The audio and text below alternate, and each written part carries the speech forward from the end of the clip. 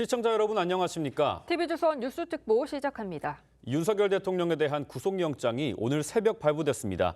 현직 대통령 구속이라는 헌정사상 초유의 사태가 벌어진 가운데 향후 절차에 대해서도 관심이 쏠리고 있습니다. 구체적인 상황 취재기자 연결해 자세히 알아보겠습니다.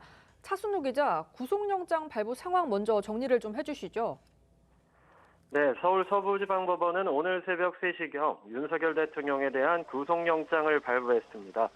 5시간에 걸친 영장 실질심사 끝에 영장 발부 필요성을 인정한 겁니다. 차은경 서울서부지법 부장판사는 피의자가 증거를 인멸할 우려가 있다며 영장 발부 사유를 밝혔습니다. 윤 대통령은 체포일인 15일부터 최대 20일 동안 구속 상태로 수사를 받게 됩니다.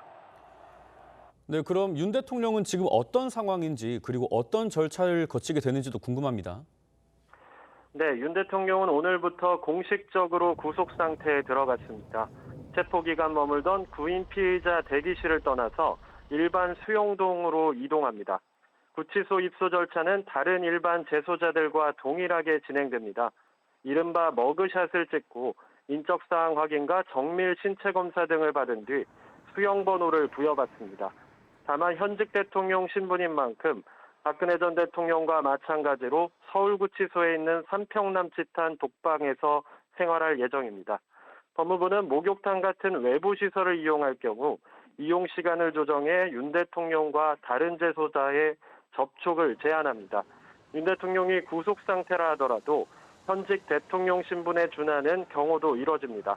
대통령 경호처 관계자들이 서울구치소 내에 상주하면서 호송차를 탑승할 경우를 제외한 시간 동안 경호에 나섭니다.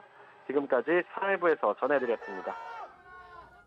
법원에서 윤 대통령의 구속이 확정되자 변호인단은 터무니없는 구속영장이라며 강한 어조로 법원을 비난했습니다. 구속 후 첫 조사도 예정돼 있다고 하는데요. 자세한 소식 사회부 연결해 알아보겠습니다. 자, 김연아 기자, 윤 대통령 측 입장이 나왔죠?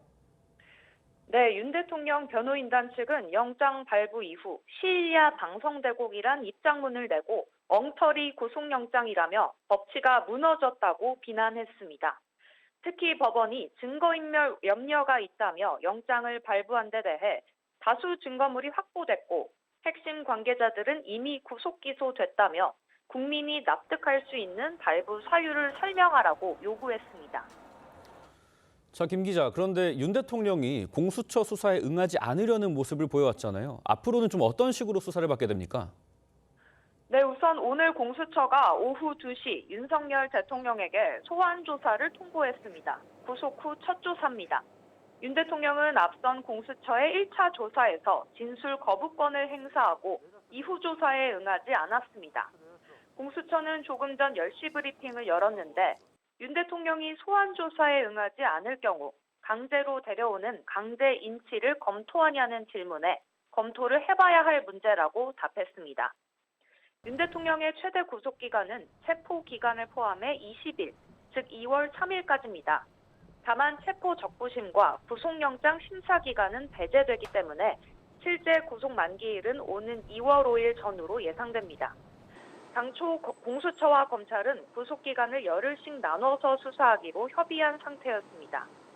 오는 24일쯤엔 공수처에서 검찰로 사건이 넘어갈 예정이었는데 공수처는 수사기간을 검찰과 논의해 결정할 예정이라고 밝혔습니다. 지금까지 사회부에서 전해드렸습니다. 윤석열 대통령에 대한 구속영장 발부를 놓고 대통령실과 여야 정치권 반응도 엇갈렸습니다. 취재기자 연결해 자세한 내용 알아보겠습니다. 황정민 기자, 대통령실 입장 어떻게 나왔습니까? 네, 대통령실은 즉각 유감을 표했습니다. 대통령실 고위 관계자는 다른 야권 정치인들과의 형평성에도 맞지 않는 결과라며 사법부 공정성에 대한 국민적 신뢰를 떨어뜨리게 되지 않을까 우려된다고 했습니다. 정진석 대통령 비서실장도 SNS를 통해 헌정 문란 목적의 폭동인지 헌정 문란을 멈춰 세우기 위한 비상조치인지 결국은 국민이 판단하게 될 거라고 비판했습니다. 정 실장은 오전 9시부터 수석 비서관 회의를 했는데요. 이 자리에서 어려운 전국 상황에서도 안정적인 국정 운영을 위해 각자 맡은 바 역할을 다해달라고 당부했습니다. 네, 국민의힘과 더불어민주당 등 여야 반응도 좀 알려주시죠. 국민의힘은 조금 전인 오전 10시부터 긴급 비대위 회의를 열었는데요. 법원 판단에 안타까움을 드러내는 발언이 이어졌습니다. 권영세 비대위원장은 모든 피의자에 대해서 불구속 수사가 원칙인데 법 원칙을 무너뜨려 유감이라고 했고, 권성동 원내대표는 사법부는 결정적 순간마다 민주당 이재명 대표에게 면죄부를 줬다며 사법부 공정성을 신뢰할 수 없는 지경이라고 했습니다. 반면 민주당은 법원이 매우 상식적인 판단을 내렸다고 평가했습니다. 대통령실이 윤 대통령 구속을 비판하는 데 대해선 사법부마저 부정하고 흔드는 거냐고 비판했습니다. 윤종군 원내대변인은 그러면서 내란을 막지 못한 데 대해 대통령실이 국민께 사죄하라고 촉구했습니다. 민주당은 오전 11시 비공개 최고위원 회의에 이어 오후 2시 의원총회를 개최합니다. 지금까지 정치부에서 전해드렸습니다. 네, 윤 대통령 구속영장이 발부된 서부지방법원에선 이 집기가 파손되는 등 이 난입 시도 사태가 일어났습니다. 지지자 일부가 법원을 점거하고 기물을 파손하는 등의 혐의로 밤사이 86명이 연행됐습니다. 경찰은 전담 수사팀을 꾸렸는데요. 조윤정 기자가 취재했습니다. 경찰 펜스를 사이에 두고 윤 대통령 지지자들과 경찰이 대치합니다. 출입구 쪽에선 닫힌 셔터를 밀어 올립니다. 지지자 일부는 법원 청사 외벽을 부수고 유리문을 깬 뒤 침입을 시도합니다. 법원 청사 담을 넘으려다 경찰에 제지되기도 합니다. 오늘 새벽 윤 대통령에 대해 구속영장이 발부되자 윤 대통령 지지자들과 경찰 간 충돌이 벌어졌습니다. 윤 대통령 영장실질심사가 끝난 뒤엔 공수처 차량 2대가 파손되기도 했습니다. 경찰은 공무집행 방해 등의 혐의로 총 86명을 연행했습니다. 경찰은 서울경찰청 수사부장을 팀장으로 폭력사태 수사 전담팀을 꾸리고 영상 분석 등을 통해 가담자를 추적하기로 했습니다. 오늘 오전 9시 긴급지휘부 회의를 연 경찰은 법원과 관련 기관에 대한 경계를 한층 강화하고 불법 행위에 대해선 엄정 대응하겠다고 밝혔습니다. TV조선 조윤정입니다. 네, 저희 기자들이 전해드린 이 윤 대통령 구속을 둘러싼 쟁점들 그리고 향후 상황까지 전문가들 모시고 자세하게 짚어보겠습니다. 윤기찬 국민의힘 법률위 부위원장, 조현산 변호사, 사회부 안혜리 기자 나왔습니다. 안녕하십니까? 안녕하세요. 네, 윤 대통령의 내란 우두머리 직권남용 혐의로 구속이 됐습니다. 서울 서부지법 오늘 새벽 3시에 구속영장을 발부를 했는데요. 먼저 상황 정리를 해주시죠. 네, 그렇습니다. 오늘 새벽 3시 서울 서부지법이 윤석열 대통령에 대한 구속영장을 발부했습니다. 비상계엄 사태가 일어난 지 47일 만, 그리고 공수처에 체포된 지 나흘 만입니다. 네. 현직 대통령이 구속된 건 이 헌정 사상 처음 있는 일인데요. 차은경 부장판사가 구속영장 심사를 맡았는데 어제 오후 2시부터 4시간 50분 동안 심사를 직접 진행했습니다. 예. 공수처와 대통령 양쪽 의견을 경청하고 또 윤 대통령에게 사건의 쟁점에 관해서 직접 질문도 하고요. 답변을 듣기도 했습니다. 네. 차 부장판사는 오후 6시 50분쯤에 신문을 마쳤고 약 8시간 만인 장고 끝에 오늘 새벽 2시 59분 증거인멸 염려가 있다며 구속영장을 발부했습니다. 네, 어제부터 오늘까지 상황을 좀 정리를 해주셨는데 그런데 조금 전에 10시에 이제 공수처에서 브리핑을 했다고 해요. 근데 오후 2시에 윤 대통령 출석을 요구를 했다고요? 네, 맞습니다. 방금 전 10시에 공수처에서 백브리핑을 열었는데요. 오늘 오후 2시에 이 윤 대통령에게 출석을 하라고 통보했다고 전했습니다. 하지만 이제 윤 대통령이 계속 출석을 거부하고 있지 않습니까? 그래서 오늘 만약에 출석을 안 했을 경우에 네. 어떤 조치를 취할 거냐고 이제 취재진들이 많이 질문을 했는데 강제 인치는 이 규정이 없고 판례에만 있다며 검토를 해봐야 할 문제다. 하겠다 안 하겠다 말씀드리기는 어렵다는 그런 입장을 전했습니다. 그리고 공수처 관계자는 이 수사팀에 대한 신변 보호 요청도 검토해봐야 할 문제라고 전했습니다. 예, 그렇게 되면 공수처의 첫 조사 쟁점은 뭐고 윤 대통령은 순순히 응할 거라고 보시는지요? 네, 앞으로도 이 윤 대통령은 이 공수처 조사를 계속 거부할 가능성이 높습니다. 예. 그동안 계속 공수처 그 조사를 거부해왔기 때문인데요. 이를 위해 이 공수처가 윤 대통령을 위해서 구치소 출장 조사를 하거나 혹은 윤 대통령을 조사실로 강제로 데려오려 할 수도 있다는 그런 관측도 나옵니다. 예. 윤 대통령이 또 공수처나 이 검찰 출석 요구에 불응하고 이 구치소에 머무르거나 송환에 응하더라도 진술을 거부할 수 있습니다. 하지만 이 공수처와 검찰은 이 두 수사기관, 이 경우에도 구속기간 내 기소하는 데는 무리가 없다고 판단하고 있는데요. 이미 김용현 국방부 장관이라든지 여인영 방첩사령관, 또 곽정근 특수전사령관, 이진우 수도방위사령관, 문상호 국군정보사령관 등 여러 군 관계자들과 경찰 관계자들이 이 내란 혐의의 핵심 공범으로 이제 수사가 됐고 예. 검찰이 이미 구속 기소한 상황이기 때문에 무리가 없는 걸로 보고 있는 겁니다. 네, 현직 대통령이 구속된 거 대한민국 헌정 사상 최초입니다. 윤 대통령은 강골 검사에서 대통령이 됐다가 구속되는 상황까지 이르렀는데 이 일련의 상황들 좀 어떻게 보셨는지 궁금합니다. 저는 이제 개인적으로 그 윤석열 대통령이라는 개인의 어떤 그 이력을 떠나서 이건 이제 현직 대통령의 지위에 있는 사람이 구속된 거잖아요. 네. 그러니까 이게 헌법상의 대통령 지위는 사실 좀 특별한 보호를 받고 있는데 그런 대통령 지위에 대해서 강제 수사로 구속까지 간 부분, 네. 이 부분에 대한 이제 법률적으로 가능한지 여부를 떠나서 상당히 안타깝다라는 생각이 네. 들고 또 하나는 이제 국회가 또 대의기관이에요. 국민이 국회의원을 뽑아서 구성한 대의기관이고 대통령도 국민이 뽑은 대의기관인데 두 기관이 충돌한 사안이었죠. 원래는. 네. 그래서 국회가 감사원장 등을 탄핵하면서 사실 이제 헌법기관인 감사원의 기능이 사실 본인들이 원하는 사람으로 사실 그 대행이 일어나게 되고 그다음에 그 방통위원도 보면 탄핵 등을 통해서 사실상의 무력화된 상태고 이런 식의 이제 국회가 본인들의 권능 행사를 하면서 대통령 입장에서 보면 이것이 그 통치 시스템이 좀 지장을 받는구나라고 판단했던 것 같고 예. 여기에 대해서 대통령은 본인이 행사할 수 있는 헌법상의 권한을 행사한 것인데 이것이 이제 요건에 안 맞는다는 대중적인 평을 받고 있는 것이죠. 여기에 대해서 법적 평가가 이루어지는 건데 국회의 여러 행위에 대한 법적 평가는 사실 이루어지질 않아요.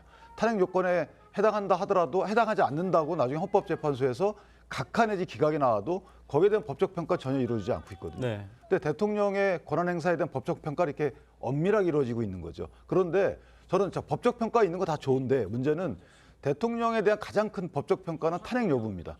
근데 탄핵 여부에 대한 심리가 지금 계속 이어지고 있잖아요. 21일, 23일, 2월 4일, 2월 달에 세 번에 또 잡혀 있단 말이죠. 이렇게 임박하게 잡혀 있는데 과연 구속을 통해서 탄핵 심판에 대응할 수 있는 방어권을 제약하면서까지 이렇게 하는 것이 글쎄요. 헌법 규정에 의한 대통령의 특별한 보호 규정에 비춰볼 때 이것이 맞는 것인지 적정한 것인지에 대해서는 저는 근본적인 의문이 듭니다. 네, 조윤선 변호사님. 국민들 입장에서 현역 대통령이 구속되었다는 자체는 좀 안타까운 일이죠. 그렇지만 윤석열 대통령이 내란 수괴 혐의를 받고 있는 피의자 신분으로서는 당연한 결과라고 할 수가 있습니다. 그 어떤 죄도 아니죠. 헌법이 정하고 있는 대통령을 형사소추할 수 있는 두 가지 죄 중에 하나가 내란죄입니다. 그중에 내란 수괴 혐의를 받고 있죠.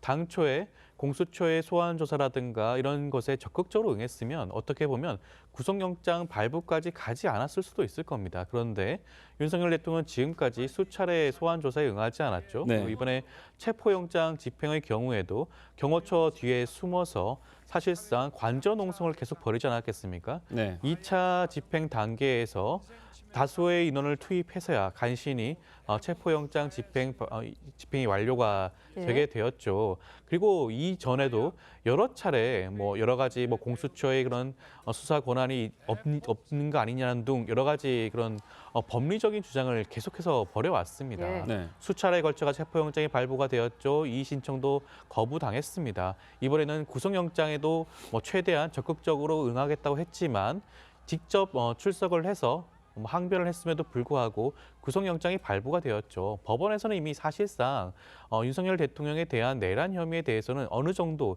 인정을 했다라고 봐야 될 겁니다. 그렇다고 한다면 더 이상 국민들 간의 그런 갈등과 분열, 혼란이 발생하지 않게 지금에서라도 공수처와 그런 경찰의 수사에 적극적으로 임하고 본인의 죄에 대해서 합당한 처벌을 받을 수 있는 그러한 자세를 견지하는 게 맞지 않을까 생각이 듭니다. 네, 말씀하신 것처럼 윤 대통령 어제 40분 정도 직접 입장을 밝혔고요. 계엄은 정당했다, 내란이 아니다 이 점을 강조한 걸로 전해졌습니다. 어떤 발언이 있었는지 변호사의 목소리 들어보겠습니다. 대통령께서는 어쨌든 사실관계나 증거관계, 법리 문제에 대해서 성실하게 설명하고 답변을 하셨습니다. 그 공수처가 재범 위험성 얘기했던 건 어떤 부분이었어요, 혹시? 그거는 말이 안 되는 얘기라고 제가 분명히 설명을 했습니다. 재범이라는 게 계엄을 다시 2차, 3차 계엄을 한다는 것인데 국회 해제 의결 요구가 있자마자 바로 군을 철수시켰습니다. 2차, 3차 계엄할 것 같으면 군을 철수시킬 리가 없잖아요. 네, 안혜리 기자. 이 법원이 발부한 구속영장 내용을 보면 증거인멸 우려가 크다는 게 주된 이유예요. 이 판단의 배경이 뭡니까? 네, 공수처는 윤 대통령이 비상계엄을 전후해서 휴대전화를 교체하고 또 텔레그램을 탈퇴한 점 등을 보고 증거인멸 우려가 있다고 판단했습니다. 이 주장을 법원도 인정을 한 건데요. 현재 윤 대통령은 내란 우두머리 혐의를 받고 있습니다. 이 혐의는 중범죄에 해당되는 만큼 범죄의 중대성이 큰데요. 윤 대통령 지시를 받아 이 계엄에 가담한 혐의로 김 전 장관 등 군 관계자, 경찰 관계자 10명이 모두 구속 기소된 점도 발부에 영향을 끼친 걸로 지금 풀이가 되고 있습니다. 윤 대통령은 이 김용현 전 국방부 장관과 공모해서 지난달 3일 위헌, 위법한 비상계엄을 선포하는 등 이 국헌문란의 목적으로 폭동을 일으킨 혐의를 받고 있습니다.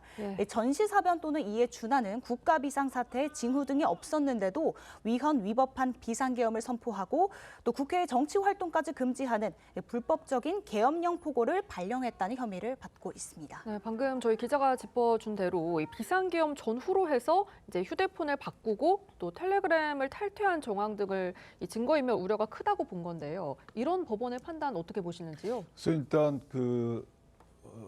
증거인멸의 우려가 있다고 판단한 그 과정에 대해서는 설치를 안 하셨기 때문에 이전에 이재명 대표 때는 892자를 통해서 자세하게 설치를 했어요. 그 당시 영장 전납 판사가 내가 왜 이 소명이 있다고 판단했는지, 그다음 증거인멸의 우려가 있다 없다라고 판단한 그 과정에 대해서 설명을 자세히 하셨는데 이번에는 그게 없단 말이죠. 그래서 저희가 추측컨대 저런 방금 기자님이 말씀 주신 그런 이유로다가 증거인멸의 우려가 있다고 판단하셨는지 모르겠어요. 그런데 다만 저는 저걸 인정하기가 어려운 게, 자, 증거인멸의 우려가 있다라고 저 해당 부분은 11월 7일 날 대통령이 기자간담회에서 밝힌 이후에 그 다음에 이제 휴대폰 교체하고 텔레그램을 뭐 탈퇴했는지 여부가 이제 그 당시 시점이에요. 근데 그 당시에는 명태균 관련돼서 여러 가지 이슈도 있을 때입니다.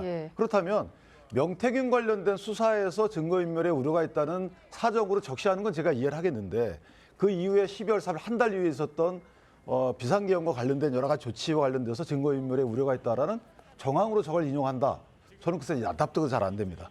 왜냐하면 휴대폰과 관련돼서는 사실 휴대폰으로 통화했다는 사정 등이 잘 나와 있지 않고 비화폰으로 통화했다는 얘기들이 많이 나와 있어요. 그럼 비화폰으로 통화했는데 휴대폰 관련돼서 무슨 증거가, 인멸 대상 증거가 특정이 안 되는 상태인 거고, 그다음에 시기적으로도 맞지 않는 거고, 그렇다면 구체적으로 인멸 대상 증거가 특정되는 듯한 뭔가 정황들이 설치가 돼야 되는 거죠. 공수처에서 그걸 만약에 제시했다 그러면 그게 언론에 나왔을 텐데 안 나오고 있어요. 그렇다면 저것만 갖고 증거인멸의 우려가 있다고 판단할 수 있는가에 대해서는 저는 좀 납득이 안 됩니다.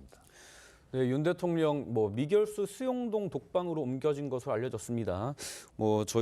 우리나라가 좀 불행하게도 전직 대통령들도 구치소 생활을 경험한 바가 있는데 다른 수용자들과 똑같이 생활을 하게 되는 건가요? 네, 보시면요. 이명박, 박근혜 전 대통령들도 구속 당시 지금 윤 대통령이 수용되는 그 방과 비슷한 크기의 독방에 수용된 걸로 알려졌습니다. 박 전 대통령 같은 경우에는요, 일반 수용자 6, 7명이 같이 쓰는 혼 거실을 개조해 만든 약 3평 넓이의 독방에서 생활했고요. 이 전 대통령의 경우에도 2018년 3월 서울 동부구치소에서 3평 면적의 독거실에서 수용이 됐습니다. 수용동에서 윤 대통령은 일반 수용자들에게 적용되는 동일한 규정 아래 생활을 합니다. 하지만 현직 대통령이다 보니까요, 대통령 경호처법에 따라서 간접적으로나마 이 경호처의 경호를 받을 것으로 보입니다. 다른 수용자들과 마주치거나 접촉할 수 있는 것을 최대한 피하려고 할 것입니다. 오늘 윤 대통령 구속 첫날인데 오늘 일정도 궁금하거든요. 정식 입소 절차는 밟을 걸까요? 네, 아직 소식은 좀 들려오지 않고 있는데요. 법무부 관계자는 정식 입소 절차 시간은 구치소에서 자체적으로 정할 것으로 보인다면서 오전 9시 이후에 예상될 거라고 했는데 지금쯤이면 이제 어느 정도 윤곽이 나왔을 수도 있습니다. 입소 절차 진행 여부 등에 대한 질문은 제가 확인되는 대로 다시 말씀드리도록 그 내용은 확인되는 하겠습니다. 대로 말씀을 해주시고, 윤 대통령 측 석동현 변호사도 오늘 새벽 SNS를 통해서 입장을 밝혔습니다. 윤 대통령 측에서는 좀 어떤 얘기가 나오는지, 그리고 향후의 재판 절차에 이 윤 대통령 변호인단 측은 어떻게 임할지도 궁금합니다. 일단 영장실질심사에서 계엄의 정당성 등에 대해서 어필을 했다고 하는데, 사실은 계엄의 정당성은 이 영장실질심사에서 크게 이슈가 되는 논점은 아니에요. 네네. 제가 볼 때는 그러니까 내란죄 성립이 되는지에 대한 소명 여부기 때문에 국회의 여러 가지 상황들 이런 것들이 왜 일어났는지 궁극적인 목적이 뭐였는지 중앙선관위의 또 여러 가지 상황들이 왜 일어났는지 뭘 의도했는지에 대한 설명을 상세히 하는 것이 저는 맞다고 보고 네. 거기에 대한 이제 판사가 납득을 못했다는 것이죠. 결론적으로 보면. 또 하나 이제 공수처의 수사 기한이 이제 10일이라고 하는데 한 8일 정도 되겠죠. 이때 대통령 측에서 적극적으로 임하지는 않을 것 같다는 생각이 들어요. 왜냐하면 네. 공수처의 수사를 받고 그 다음에 10일은 또 검찰 가서 받는다는 거거든요. 일반적인 송치 전의 수사기관과 송치 이후에 보안 수사하는 이 검찰의 관계하고는 다른 수사 양태를 띠게 됩니다. 그렇다면 공수처가 갖고 있는 여러 가지 충분치 않은 수사 자료를 토대로 한 신문사항에 답하기보다는 좀 더 많은 그 자료를 갖고 있는 검찰의 신문사항에 답하는 것이 대통령으로서는 진술의 일관성을 유지하고 네. 그다음에 또 본인 진술에 대한 탄핵 신문이 들어올 여지를 상당히 줄인다는 측면에서 보면 공수처의 수사에 대해서는 대통령이 소극적으로 대하는 것이 전략성으로 그런 입장을 취할 것 같다 이런 생각이 들고요. 그다음에 2월 3일쯤에 이제 기소가 되잖아요. 기소 이후에는 뭐 일반적인 그 재판 절차처럼 진행이 되는데 관련 증인들이 꽤 많을 겁니다. 그래서 아마 관련 증인들에 대한 증인 신문사항, 신문 절차 등을 통하면 상당히 오래 걸릴 것 같다. 그런데 이제 문제가 되는 것은 이 형사 절차에 대한 문제보다는 이제 탄핵 심판 절차죠. 네. 탄핵 심판 절차를 서울구치소에 구금되어 있는 상태에서 이 탄핵 심판 절차도 구두 심리로 진행이 됩니다. 네. 서면 재판이 아니고 그렇다면 구두 심리라는 것은 당사자가 출석하는 걸 전제로 하는 것인데 당사자의 출석을 실제 못하는 이런 상황을 초래한 상태에서 재판을 받는 것이 이게 과연 충실한 심리에 도움되는지 이런 부분이 이제 걱정이 되는 거죠. 네, 조윤선 변호사님, 이 석동현 변호사가 게재한 SNS 글을 좀 살펴보면 법원의 구속영장 발부는 납득하기 힘든 반헌법, 반법치주의 극치다. 대통령의 한 일을 내란 범죄로 몰아가는 건 좀 무리가 있다. 이런 취지의 글을 올렸어요. 이건 좀 어떻게 평가하십니까? 석동현 변호사 입장에서는 지금까지 계속해서 위헌위협한 내란 행위가 아니다라는 주장을 계속 해오셨죠. 저는 그 연장선이라고 그냥 살펴볼 수가 있을 것 같고요. 지금 공수처의 그런 수사권이라든가 여러 가지 쟁점에 대해서 번번이 윤석열 대통령의 입장이 기각되고 있습니다. 네. 이번에 구속영장 발부도 그 연장선이라는 생각이 들고요. 이번에 구속영장이 발부된 것 자체가 물론 증거인멸 우려가 있다라고 적시가 되어 있고 구체적인 내용이 밝혀지고 있지는 않긴 하지만 앞서 말씀하신 뭐 텔레그램 삭제라든가 휴대전화 교체라든가 이런 것들도 분명히 있겠죠. 그렇지만 저는 그것보다도 윤석열 대통령이 이번 사건에 대해서 임하는 태도가 문제라는 생각이 듭니다. 네. 지금까지 체포영장 발부에 대해서 그에 제대로 응하지 않았죠. 그리고 관저에서 농성을 계속 벌였습니다. 그리고 공수처에 체포되고 난 다음에도 사실상 묵비권을 행사하면서 수사에 협조하지 않았죠. 그리고 이 혐의 자체가 사형 아니면 무기징역에 해당하는 중대한 죄입니다. 법원에서 구속영장을 발부할 때 중요한 사유로 받는 것이 그 형량이라고 할 수가 있고요. 네. 그리고 묵비권 행사와 같이 수사에 협조하지 않은 태도도 문제를 삼고 있는 것이 현실입니다. 그렇다고 한다면 이런 것들을 여러 가지 살펴봤을 때 구속영장 발부는 사실상 당연한 결과였다는 생각이 들고요. 지금까지 석동현 변호사가 말하는 것처럼 윤석열 대통령이 계속해서 수사기관의 비협조적인 수사 태도를 보인다고 한다면 이것 자체가 추후에 있을 형사재판이라든가 헌법재판소의 심리에도 아마 큰 영향을 미치지 않을까라는 생각이 듭니다. 근데 이제 저희가 이건 공정하게 봐야 될 필요가 있는 것이 관저에서 농성한 것은 아니고 왜냐하면 이제 관저에서 대통령의 체포영장에 불응하게 된 이 부분은 나름대로 법적 근거가 있는 거예요. 그 법적 근거에 대한 맞는지 여부는 나중에 판단을 받아야 되는 거죠. 네. 그러니까 공수처는 공수처대로 체포영장을 발부받았으니까 법적 근거에서 체포를 하겠다는 것이었고 또 대통령 및 경호처 입장에서는 또 다른 법적 근거에 따라서 이거는 들어오면 안 된다고 했던 것이고 이거에 대한 이제 법적 근거를 주장하는 법적 근거가 다 있는 것이기 때문에 마냥 체포에 불응한 건 아니다.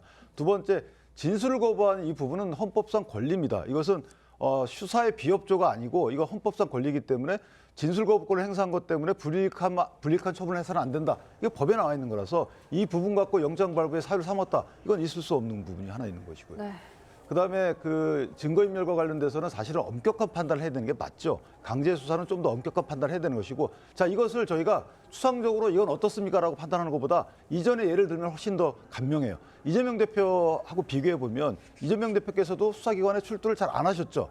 단식까지 해가면서 안 하셨어요. 이거는 비협조가 아니고 협조가 아니잖아요. 그러니까 이 사례에서 이재명 대표의 경우에 사실 여러 가지 이유가 있지만 공적 감시의 대상이 되는 야당 대표라는 신분 때문에 증거인멸에 우려가 없다라고 판단해서 구속영장을 기각했잖아요. 예. 자, 이런 것과 비교해 보면 대통령의 경우에는 다소 조금 더 엄격한 심리를 받은 게 아닌가. 네. 이렇게 생각합니다. 네, 윤 대통령이 구속되면서 경호가 어떻게 이루어질지도 관심인데 안 기자, 구치소 담장하는 경호가 어려울 수도 있다고요? 네, 맞습니다. 현실적으로는 구치소 밖에서는 경호가 가능하지만 이 구치소 담장하는 경호처 경호가 어려울 것으로 보입니다. 네. 형의 집행 및 그 수용자의 처우에 관한 법률상 수용자들을 관리 감독할 권한은 교도관들에게 있다는 점에서입니다. 예. 네, 윤 대통령 본인도 지난 긴급 대국민 담화를 통해서 계엄은 정당했다고 강조를 했습니다. 그 내용 다시 한번 들어보겠습니다. 국가의 본질적 기능을 마비시키고 자유민주주의 헌정 질서를 붕괴시키려는 반국가 세력에 맞서 결연한 구국의 의지로 비상계엄을 선포하였습니다. 대통령의 법적 권한으로 행사한 비상계엄 조치는 대통령의 고도의 정치적 판단이고 오로지 국회의 해제 요구만으로 통제할 수 있는 것입니다. 도대체 2시간짜리 내란이라는 것이 있습니까? 질서 유지를 위해 소수의 병력을 잠시 투입한 것이 폭동이란 말입니까? 대통령의 헌법적 결단이자 통치 행위가 어떻게 내란이 될 수 있습니까? 네, 윤 대통령 담화의 요지는 이 계엄은 고도의 통치 행위였다 이런 취지인데 변호사님 이건 법리적으로는 좀 어떻게 해석을 할 수 있을까요? 우리 법원에서 통치 행위에 대해서는 처벌할 수 없다라는 입장이 있긴 하죠. 그런데 통치 행위조차도 사법부에서 판단할 수가 있는 부분입니다. 그렇다면 어떤 게 통치 행위인가를 살펴봐야 될 것 같긴 한데 지금 윤석열 대통령이 이번에 한 12.3 비상계엄의 경우에는 사실상 국헌 문란의 목적이 있다고 볼 수밖에 없는 것이 헌법기관이라고 할 수 있는 국회와 선관위에 계엄군이 진입을 하지 않았겠습니까? 실제로는 계엄군이 유리창을 깨고 국회 안에 진입을 했죠. 그리고 네. 관련된 관련된 보도라든가 여러 가지 진술에 따르면 안에 있는 국회의원들을 끌어내라라고 윤석열 대통령이 지시했다라는 그런 내용도 나와 있습니다. 여러 가지 상황을 살펴본다고 한다면 이것은 국회의 기능을 무력화시키고 선관위의 기능을 무력화시키는 거죠. 그것이 우리나라 내란죄에서 정하고 있는 명확한 구성요건에 해당되는 행위입니다. 그렇다고 한다면 통치 행위를 그대로 내란 행위라고 할 수가 없겠죠. 그렇다고 한다면 윤석열 대통령의 주장 자체가 사실상 본인의 정당성을 주장하고 있으나 그 비상계엄 행위 자체가 위헌 위법한 행위라는 것이 명백하게 드러나고 있는 것이 아닌가 하는 생각이 듭니다. 네. 그런데 윤 대통령이 구속에 불복을 하면서 구속 적부심을 밟을지도 주목이 되거든요. 이런 좀 구속을 되돌리기 위한 시도에 나설 거라고 보시는지요? 구속적부심은 신청할 여지가 있죠.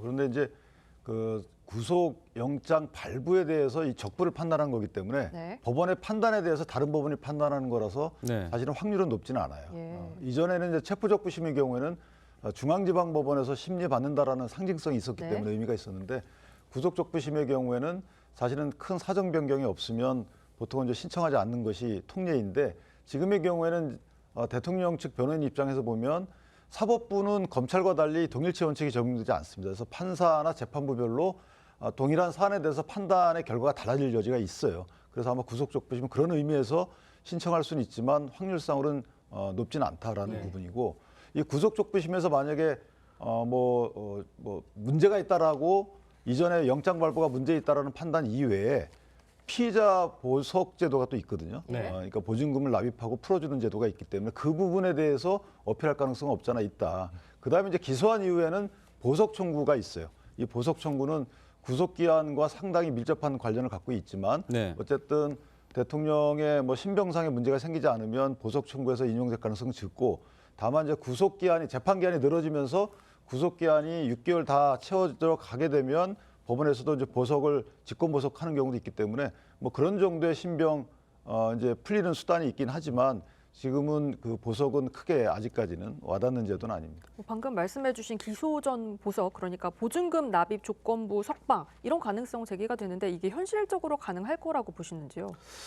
저는 윤석열 대통령 측에서 이 구속 관련된 적부 심사라든가 말씀하신 그런 각종 절차를 신청할 것으로는 보여집니다. 예. 근데 현실적으로 그것이 인용되는 경우는 비율적으로 굉장히 낮다고 할 수가 있죠. 이미 적법하게 발부된 구속영장에 대해서 어떻게 다른 재판부가 그것을 기각하는 결정을 하기가 아마 쉽지는 않을 겁니다. 현실적으로는 일반적인 형사사건의 경우에는 피해자와 일정 부분 협의가 진행이 되었다든가 그런 식의 사정 변경이 있는 경우에만 인용이 되는 것이 현실적이라고 할 수가 있겠거든요. 그렇지만 윤석열 대통령 입장에서 이런 모든 절차를 밟을 것이라고 보여지는 것은 여기에 대해서 아마 여전히 적어도 기소 전 단계에서 최대한 시간을 끌다는 목적이 분명히 있을 수도 있고요. 그리고 외부에 있는 강성 지지층들을 대상으로 이렇게 내가 지금 억울한 상황이다라는 것을 계속해서 어필하려는 그런 목적일 수도 있을 것입니다. 그렇지만 현실적으로 이 모든 절차를 진행한다고 하더라도 인용될 가능성은 낮지 않을까 하는 생각이 듭니다. 예.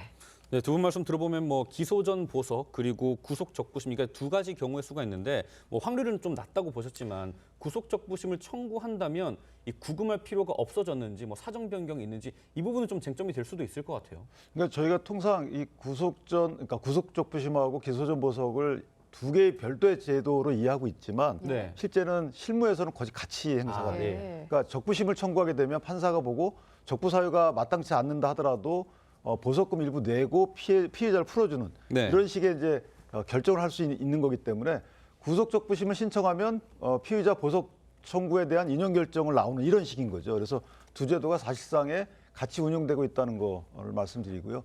실제 대통령 입장에서는 이제 신병에 대한 이런 부분보다도 갇혀 지내는 거에 대한 불편함보다도 이제 탄핵 재판 제도에 대해서 지장을 받을 소지가 크다라는 부분에 우려가 큰 부분이 없잖아 있는 것이고. 네. 그다음에 이제 이 수용 생활을 할 때 아마 지금 계신 이런 피의자 이 대기 장소 여기서 아마 그대로 그걸 사용할 여지도 없잖아 있어요. 왜냐하면 구치소 입장에서 보면 이제 수용 그 행정 차원에서도 그게 더 나을 수 있는 거고 네. 경호 차원에서 그게 나을 수 있는 여지가 있기 때문에 왜냐하면 이 담장 안에 있는 거거든요.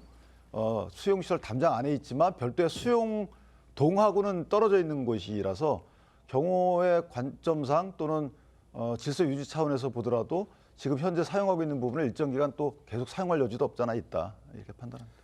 네, 이 어제와 오늘 이 양일간 있었던 서부지법 난입 시도 건도 좀 저희가 들여다볼 텐데 86명이 지금까지 경찰에 검거가 됐다고 합니다. 관련해서 최상목 대통령 권한대행도 입장을 내고 경찰청에 지시를 했는데 그 내용을 좀 말씀을 드리면 이 서부지법에서 민주주의 사회에서 도저히 상상조차 어려운 불법 폭력 사태가 발생한 데 대해서 강한 유감을 표한다. 경찰은 이 민주주의와 법치주의를 정면으로 훼손한 이번 사태에 대해서 엄정하게 수사를 하고 상응하는 법적 책임을 묻겠다라고 했습니다. 아울러 관련 시설에 대한 경비를 강화하고 각종 시위에서도 엄정하게 질서가 유지될 수 있도록 안전한 집회 관리에 철저를 기할 것이라고 했는데 관련해서 이 경찰청장 대행도 조금 전 입장을 밝혔는데 저희가 그 내용 먼저 전달해드리겠습니다. 이번 사태는 법치주의에 대한 중대한 도전이라고 생각하고 있고 불법과 폭력 시위에 대해서는 앞으로도 엄정하게 대처할 것을 말씀드립니다. 그 어제부터 그 영장 발부한 판사에 대해서 살해 협박이라든가 그런 협박 게시글들 계속 나오고 있는데 여기에 대해서 대응하실 계획 있으신지? 저희들이 협박에 대해서는 철저하게 수사를 해서 그 협박한 사람을 찾아낼 것이고 또 아울러 신변 보호를 위해서 저희들이 최선을 다하겠다는 말씀드립니다. 지금 극우 유튜브에서 상당 부분 지금 선동한 그런 것들이 있는데 그 부분으로도 수사가 확대될 여지가 있나요? 그것도 아마 뭐 충분하게 그 배우나 이런 거에 대해서도 충분히 수사를 할 생각입니다. 네, 방금 전해드린 것처럼 윤 대통령 구속과 함께 윤 대통령 지지자들이 구속영장을 발부한 서울 서부지법 청사에 난입을 했고 지금 물리적 충돌이 벌어지는 일까지 있었어요. 밤새 상황 좀 정리를 해주시죠. 네, 그 윤 대통령에 대한 구속영장이 발부된 후에 지지자들이 법원 유리창을 깨고 내부로 침입한 등 집단 난입을 시도해 수십 명이 경찰에 붙잡혔습니다. 예. 새벽 경찰에 따르면요, 새벽 3시쯤 지지자 일부가 서부지법 담을 넘기 시작했고요. 또 3시 20분쯤 지지자들은 이 경찰로부터 빼앗은 방패 등으로 법원 유리창을 깨고 내부로 진입했습니다. 경찰에 따르면요, 이들은 방패와 경광봉으로 경찰관을 폭행하기도 하고요. 예. 경찰을 향해 소화기를 쏘기도 했습니다.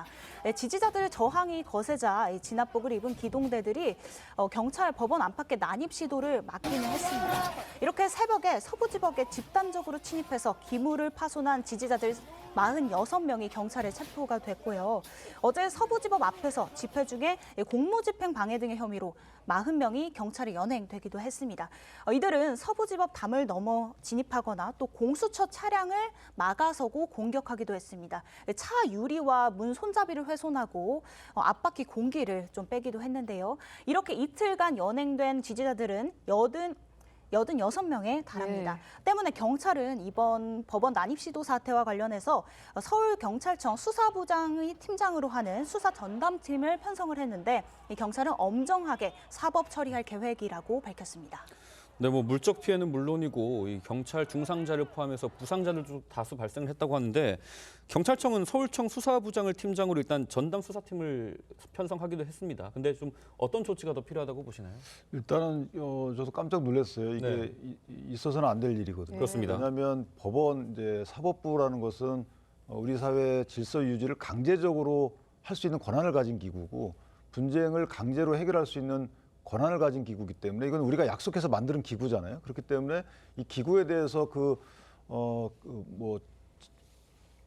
과격 시위를 넘어서 행동을 한다. 이 부분은 좀 문제가 있는 것이고 본인들이 의사표현을 할 수가 있죠. 그런데 그 의사표현대로 뭔가 이루어지지 않는다고 해서 뭔가를 강제하기 위한 물리력을 쓴다. 이거는 있을 수 없는 겁니다. 저번은 수사를 통해 밝혀야 되는 거고 그리고 이제 경찰과 관련돼서 이 수사부장을 통해서 뭐 여러 가지 체증된 이 부분을 이제 수사로 전환하겠죠. 근데 이제 저는 한 가지 경찰에도 당부하고 싶은 부분은 선별적으로 최권한대행의 명을 들으면 안 돼요. 이 부분은 최권한대행의 명을 들은 건지 아니면 자체 판단인지 모르겠지만 최권한대행이 몇 차례 명을 했는데 어떤 건 듣고 어떤 건 안 듣습니다. 이것도 상당히 위험한 거라고 저는 생각을 해요.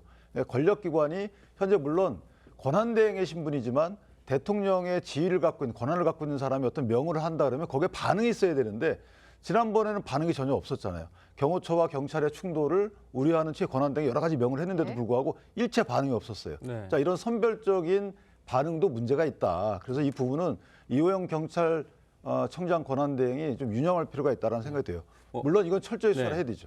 뭐 대행의 명령에 선별적으로 대응했는지 좀 자세하게 알아봐야 될 것 같습니다. 그 부분은. 네, 그런데 이렇게 또 난입 사태가 벌어진 데는 윤 대통령 지지자들에게 메시지를 낸 게 영향을 미쳤다 이런 분석도 있더라고요. 이 부분은 어떻게 보십니까? 어떤 메시지죠? 그러니까 지지자들에게 메시지를 보낸 것도 하나의 원인이 될 수 있다. 이제 그렇게 따지게 되면 그거는 좀 안 돼. 왜냐하면 대통령은 이제 정치인 겸 또 수사를 받고 있는 사람이잖아요. 그러니까 정치인으로서 본인이 했던 여러 가지 행위에 대해서 정당하다라는 차원에서의 설명 메시지이기 때문에 그것이 폭동으로 가는 그걸 폭동을 책동했다 이렇게 가게 되면 그거는 그럼 모든 정치인이 어떤 말도 해서는 안 되는 거죠. 그래서 예를 들어서 사법부가 문제가 있으니까 어떤 조치를 해라 이런 식의 구체적인 폭동을 갖다가 책동했다는 몰라도 지금 그런 거 갖고 대통령에게 책임을 전가한다는 부분 말이 안 되는 것이고 다만 이런 부분이 있어요. 저는 대통령 변호인단에서 좀 더 추상적인 말보다는 구체적인 설명을 국민께 하는 이런 메시지 전략은 필요하다. 저런 식의 반헌법적 판단이다 이런 단어가 국민들의 주는 메시지보다는 조금 더 자세하게 이런 취지에서 우리는 이해 못하겠다라는 식의 국민께 자세한 설명을 하는 메시지 전략이 좀 어떨까 이런 생각을 해봅니다. 네, 대통령의 메시지가 서부지법 사태로 이어졌다라는 건 아니고 이 대통령이 공수처의 조사에 응하지 않고 메시지를 낸 것이 극렬 지지층의 결집에 영향을 끼쳤다라는 정도로 이해를 하시면 될 것 같습니다. 그런데 윤 대통령이 구치소에서도 좀 계속 메시지를 내면서 이른바 옥중 정치에 나설 것이다 이런 의견도 있습니다. 저 역시 그럴 가능성이 높다고 보여지는 게 이번에 체포영장 집행 단계에서 윤석열 대통령이 3차례 정도 메시지를 발표했죠. 그 메시지라는 것이 어떻게 보면 전 국민을 대상으로 한 것이 아니었습니다. 본인을 지지하는 일부 지지층들, 강성 지지층이라고 분류되는 그런 사람들에 대해서 메시지를 계속해서 발표를 했죠. 그리고 마지막 체포영장 집행 직전에 촬영한 것으로 보여지는 그 영상에서조차도 윤석열 대통령은 불법적인 그런 체포영장 집행이라는 식의 발언을 했죠. 그렇다고 한다면 이러한 메시지가 앞으로도 계속될 가능성이 있고 그러한 메시지가 반복되다 보면 지금 서부지법 사태처럼 극렬 지지자들 입장에서는 윤석열 대통령을 구해야 된다는 어떠한 사명감이 발동할 가능성이 계속적으로 있습니다. 지금과 같은 이런 국민들 간의 갈등과 분열 이런 일종의 소요 사태가 계속해서 발생할 가능성이 있기 때문에 저는 윤석열 대통령이 이번 서부지법 사태를 좀 잘 살펴보시고 더 이상 그런 자극적인 메시지를 발표하지 않는 게 맞지 않나라는 생각이 들고요. 네. 굳이 메시지를 발표한다면 전 국민을 대상으로 하는 메시지를 발표하셔야 될 것이고요. 본인이 지금까지 해왔던 비상계엄 사태에 대해서 참여하는 그런 메시지가 오히려 더 적절하지 않은가라는 생각이 듭니다. 근데 이제 대통령은 현재 수사를 받고 있는 이제 피의자 신분이에요. 본인이 만약에 일부 공수처는 확신범이라고 표현까지 했던데 본인의 행동에 대해서 설명하는 메시지는 당연히 필요한 것이고요. 또 하나는 이전에 조국 사태 때나 이재명 대표도 마찬가지로 유사한 메시지를 계속적으로 내왔어요. 조금 더 자극적인 메시지들도 나왔죠. 근데 지금에 와서 대통령의 메시지 때문에 마치 저런 폭력 사태가 벌어진 것이냐 보는 시각 또는 거기에 동조하는 만약에 정치권의 반응이 있다면 그건 정말 잘못된 거다 이렇게 생각합니다. 네, 이제 윤 대통령 최장 20일간 구속 상태로 공수처와 검찰 특별수사본부의 조사를 받게 됐는데요. 이 두 수사기관이 20일에 절반씩 나눠서 조사를 하게 될 전망이라고요. 네, 맞습니다. 공수처와 검찰이 이 사건 관련해서 양측이 각각 10일씩 합쳐서 최장 20일의 구속 수사를 하기로 협의를 했습니다. 이에 따라 공수처가 오는 24일을 전후해 사건을 넘기면 검찰은 다음 달 5일을 전후해서 윤 대통령을 기소할 전망입니다. 공수처가 오늘 브리핑에서 이 윤 대통령 사건을 기소권을 가진 검찰에 넘기는 시점에 대해서는 구속기간 20일을 열흘씩 쓰기로 검찰과 잠정 협의한 상황이지만 이 수사 상황이나 사건 진행 정도를 봐서 결정해야 될 수도 있다고 말을 했습니다.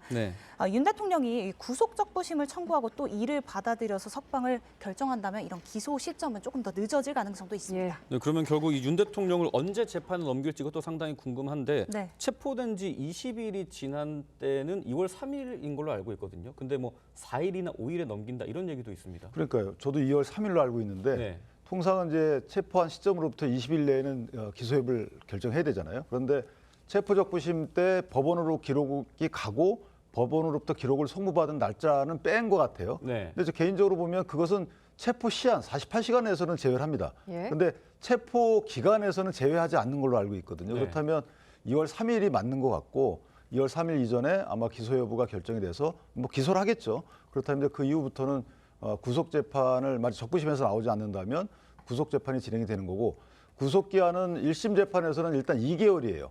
그런데 이 두 번에 한해서 2개월씩 연장 가능해서 이제 6개월이거든요. 그렇다면 6개월 내에 만약 1심이 끝나지 않게 되면 그땐 또 아마 직권보석으로 나오게 되는 거죠. 그런 식의 재판 진행이 될 걸로 예상이 됩니다. 윤 대통령은 수사 절차와 공수처의 수사 자체가 적법하지 않다는 입장을 보이고 있죠. 직접 들어보겠습니다. 안타깝게도 이 나라에는 법이 모두 무너졌습니다.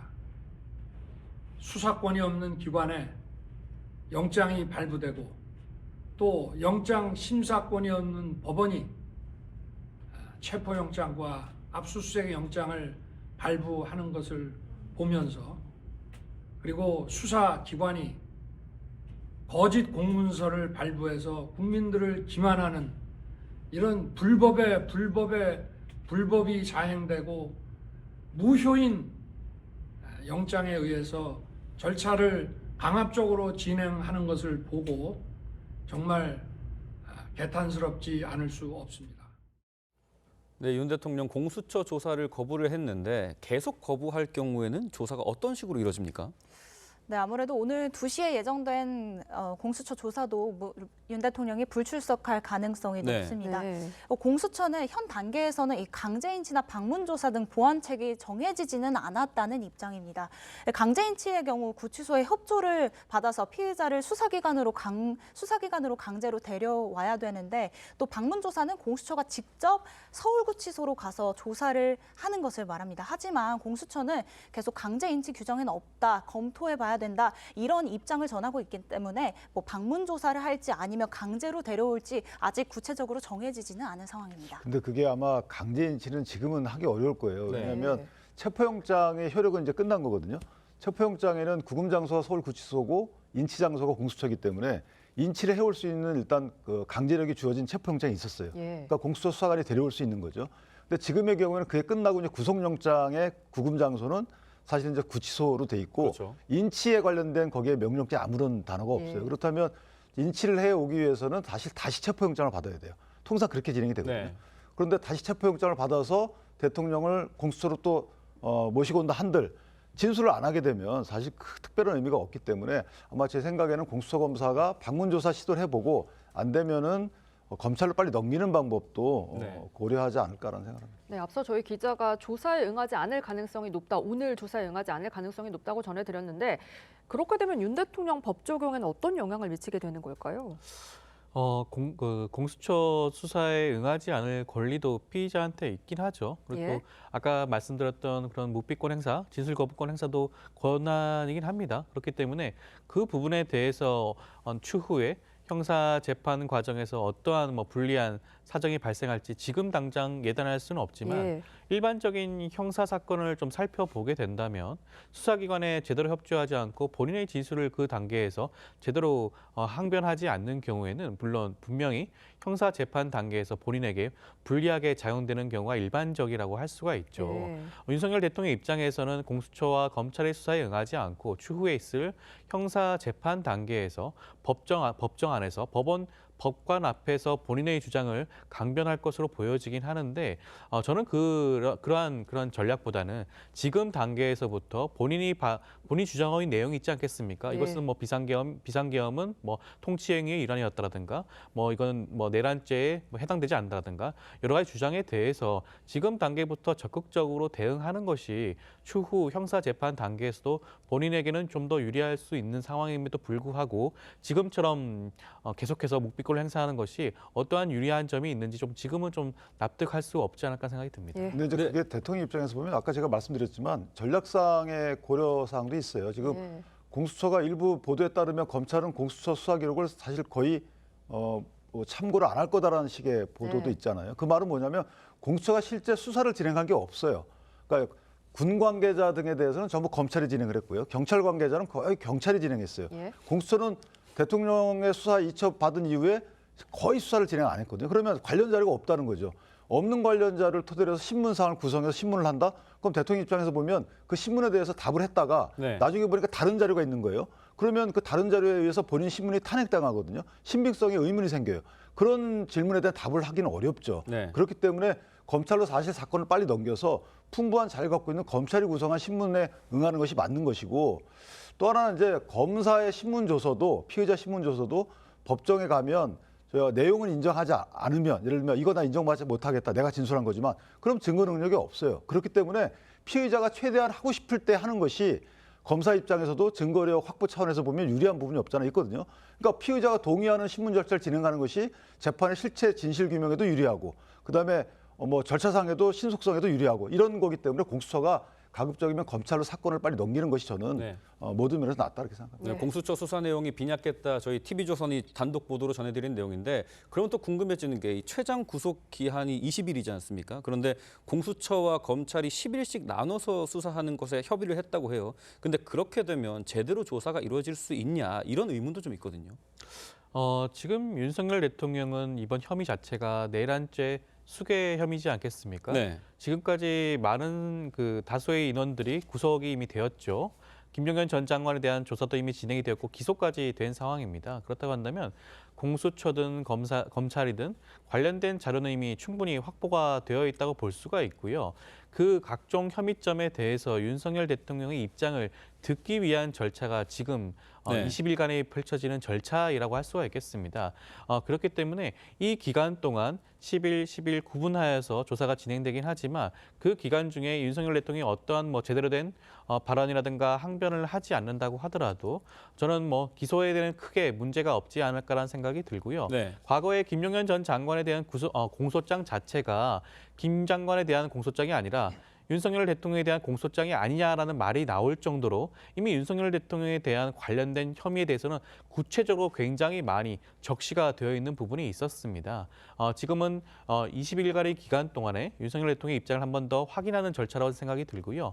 추후 20일 이후에 기소에 대해서는 큰 문제가 없지 않을까라는 생각이 듭니다. 예. 네, 윤 대통령에 대해서 어떤 선고가 내려질지 이 부분도 상당히 주목이 되는데 적시가 된 내란 우두머리 혐의가 인정이 될 경우에 이 법 적용은 좀 어떻게 예상을 하십니까? 일단 검찰 공소장에는 저런 것들이 다 적시가 되겠죠. 네. 적용 법령을 적시하게 돼 있으니까 일단 검찰로 송치가 된 이후에 그러니까 지금 대통령 입장에서 보면 지금 구속적부심을 청구할 것 같지는 않고 네. 검찰로 송치된 이후에 구속적부심을 청구할 걸로 예상이 되고요.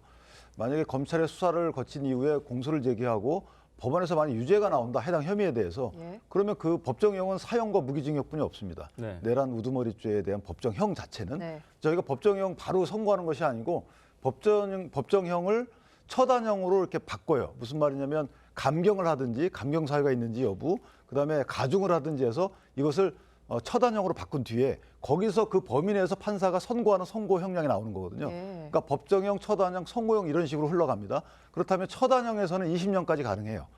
감경 사유에 따르면 징역 20년까지 무기징역, 감경이 가능하기 때문에 징역 20년에서 이제 선고를 하게 되는 거죠. 그렇다면 20년 이상의 형이 나오는 거죠. 20년 이하의 형이 나올 수가 없는 거고 그렇기 때문에 만약에 유죄로 된다 그러면 대통령에게 20년 이상의 징역형이 선고될 확률이 있는 거죠. 예. 대통령실과 정치권의 반응도 짚어보겠습니다. 대통령실에서는 이 윤 대통령 구속이 야권과 형평성이 맞지 않는다고 지적을 하고 있습니다. 이 부분 어떻게 생각하십니까?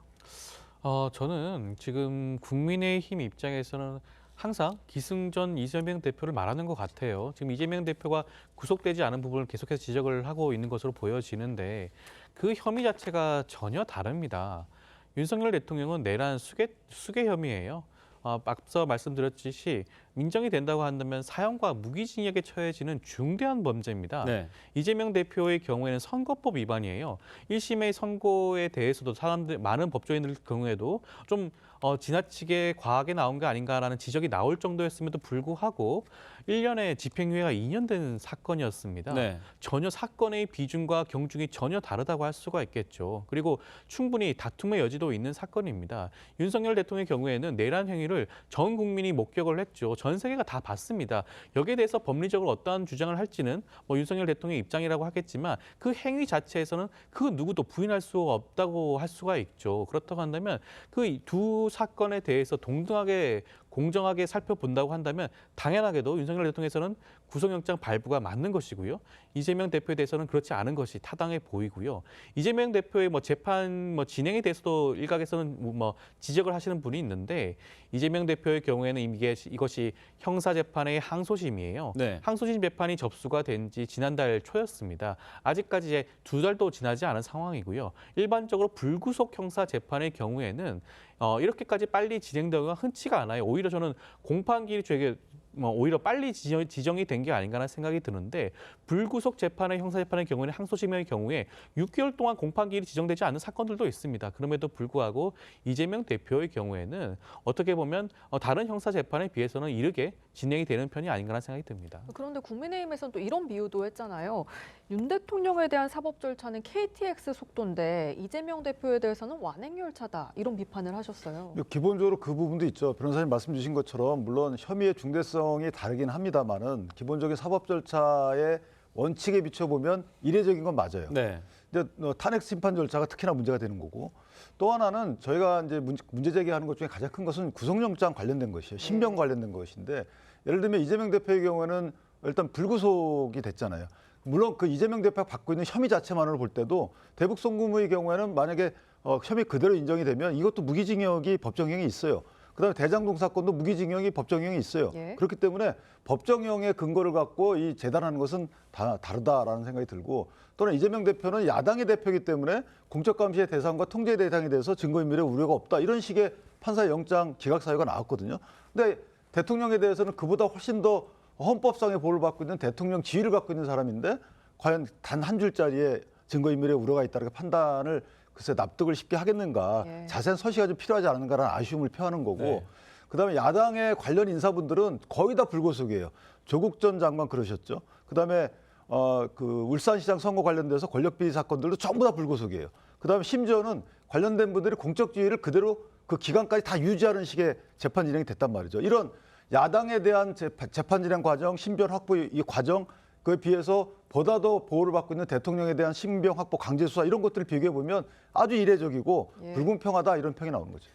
네, 윤 대통령 구속을 놓고 여야도 엇갈린 반응을 보였습니다. 직접 들어보시죠. 법원의 판단에 깊은 유감의 뜻을 표합니다. 법치주의 가치인 임의수사 원칙, 무죄 추정의 원칙을 지키는 일입니다. 직무가 정지된 이후 대통령은 사실상 가택연금 상태에 있었습니다. 단순히 전화기 하나 바꿨다고 증거인멸의 우려가 있다고 판단하는 것은 대단히 잘못된 일입니다. 내란을 일으킨 수괴를 풀어두는 나라는 없습니다. 윤석열은 지금 내란 범죄에 대해 반성하기는커녕 오히려 수사에 불응하고 있고 심지어 부정선거에 대한 자신의 망상을 퍼뜨리고 있습니다. 구속은 당연합니다. 네, 들으신 것처럼 국민의힘에서는 법원의 판단이 안타깝다, 이재명 대표 상황과 좀 비교를 하고 있고 야권에서는 당연한 결과다 이렇게 보고 있습니다. 그러니까 이제 이게 이런 그 극명하게 엇갈린 그 평이 나오는 이유가 네. 사실 이제 공수처를 거론하지 않을 수가 없는데 네. 영장을 신청하고 수사 과정에서 사실은 여러 논란을 일으켰잖아요. 그러다 보니까 승복하지 못하는 이런 목소리들이 나오는 거죠. 네. 예를 들면 공수처가 가장 수사에 늦게 뛰어들었음에도 불구하고 실제 모든 사건을 이첩받아서 준비가 안 됐는데도 불구하고 영장부터 쳤잖아요. 소환 네. 3번을 했습니다. 근데 소환 3번 했는데 보통은 한 번 소환하고 변호인 빨리 선임해서 조율합시다라고 어느 텀을 좀 둡니다. 근데 연달아 3번을 소환하고 체포영장을 바로 신청했단 말이죠. 그 체포영장의 신청도 그냥 중앙지방법을 했으면 어땠을까라는 생각이 드는데 뜬금없이 서부지방법은 했어요. 그냥 관할 위반의 논란을 또 촉발시켰죠. 그다음에 영장에 기재된 내용도 아주 이례적인 또 형소법 110조를 배제한다는 내용이 들어가 있단 말이죠. 네. 아주 이례적인 것들이 연속되다 보니까 예. 또 체포영장 집행 과정도 보시면 공수처는 65명뿐이 안 돼요. 완티오를 다 따져도. 네. 근데 경찰 500명이 파견 형식으로 가서 하루 파견 가가지고 집행에 관여합니다. 근데 공수처에서 집행위임을 할 때 뭐라 그랬습니까? 경찰에서 이거 집행위임 받을 우리 권한이 없다. 그다음에 공수처의 검사의 수사 지휘를 받을 권한이 없다. 이렇게 해놓고 실제로 같이 들어가요. 이런 부분에 대한 법적 평가가 분명히 논란의 대상이 됐단 말이죠. 네. 만약에 이런 논란의 대상이 없는 영장 수사 과정, 영장 집행 과정이 있었다 그러면 국내심에서 저렇게 얘기를 안 하겠죠. 그래서 이런 논란을 일으킨 그 공수처의 문제가 있는 거고 또 하나는 이게 정치권에서만 된 논란이 아닙니다. 네. 법조계에서도 이 지금 제가 말씀드린 여러 가지에 대해서 다 논란을 일으키고 있어요. 네. 그렇다면 이게 그 아전인수격적인 해석이 아니고 법조계에서 우려를 표하는 의견이 있기 때문에 이 부분은 분명히 문제가 있다라고 주장할 근거를 공수처 스스로 대오고 있었던 것이죠. 여야의 비판을 좀 거슬러 올라가면 결국 공수처 역할이 어떻게 되는 것이냐, 존립에 대한 문제도 지적이 되는 것 같아요. 공수처가 이번 수사 과정에서 좀 아쉬운 부분 분명히 있었죠. 네. 능력이 없다라든가 과연 의지가 있는 것이냐 여러 가지 비판 받았습니다. 저는 충분히 그 비판 인정할 만하다는 생각이 들고요. 그렇다고 하더라도 공수처가 이번에 수사권이 있느냐 없느냐는 그런 법적인 논쟁은 수차례에 걸쳐가지고 법원의 판단을 이미 받았습니다. 네. 체포영장 두 차례 다 발부가 되었죠. 윤석열 대통령이 주장했던 이의 신청도 이미 기각이 되었고 기각 사유도 굉장히 자세하게 이례적으로 설명이 나와 있습니다. 그리고 이번에 적부 심사조차도 마찬가지로 중앙지법에서 진행을 했음에도 불구하고 당연히 기각이 되었죠. 그리고 이번에 구속영장조차도 다시 인용이 되었습니다. 이전에 윤석열 대통령이 구속영장 발부, 영장 심리 단계에서는 적극적으로 대응하겠다는 주장을 분명히 했었죠. 아마도 체포영장과 달리 이것은 대면 심리 절차가 있기 때문에 적극적으로 대응하겠다고 했음에도 불구하고 법원에서는 이를 발부했습니다. 그렇다고 한다면 이와 같은 공수처의 그런 수사권 관련된 각종 논란은 이미 법적으로는 마무리가 되었다. 관련해서는 더 이상 주장할 필요가 없다시피 할 수 있을 정도로 보여지고요. 그리고 공수처가 이번 수사에 대해서 좀 부족했던 부분 분명히 있습니다. 그렇지만 그것은 공수처가 아직까지 설립이 된 지 얼마 되지 않았던 부분과 그 인적 구성과 규모가 다소 적었던 부분도 분명히 있습니다. 그 부분은 차후에 충분히 보완할 수 있는 부분도 있지 않을까라는 생각이 듭니다. 앞으로의 정치 지형도도 관심인데 윤 대통령 구속이 보수층의 결집에는 어떤 영향을 미치게 될 거라고 보시는지요?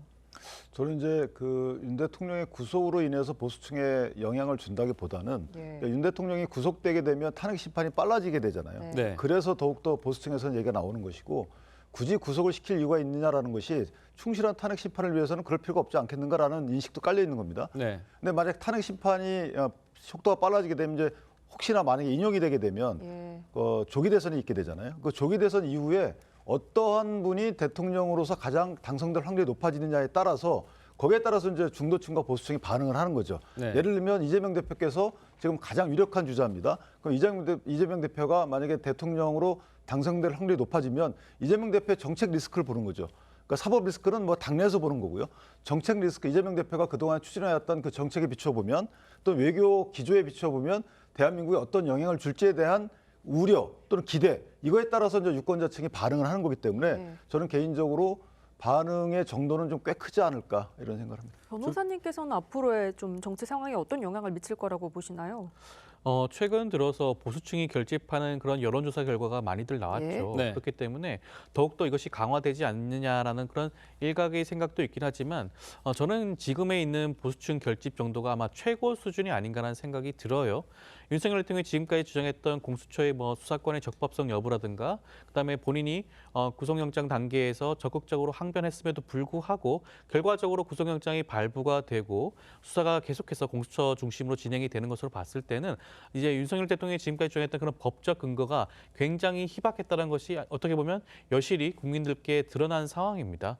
여기 그렇다고 한다면 보수층이 더욱더 결집한다기보다는 지금까지 다소 외면하고 있던 공수처의 그런 수사 무능과 여러 가지 문제점에 대해서 비판하던 진보층들이 앞으로 더욱더 결집할 가능성이 있고 추후에 진행될 여론조사 결과는 이것이 조금 더 요동칠 가능성이 있지 않을까 하는 생각이 듭니다. 네, 관련해서 조금 전에 들어온 서부지법 관련 이 속보 전해드리겠습니다.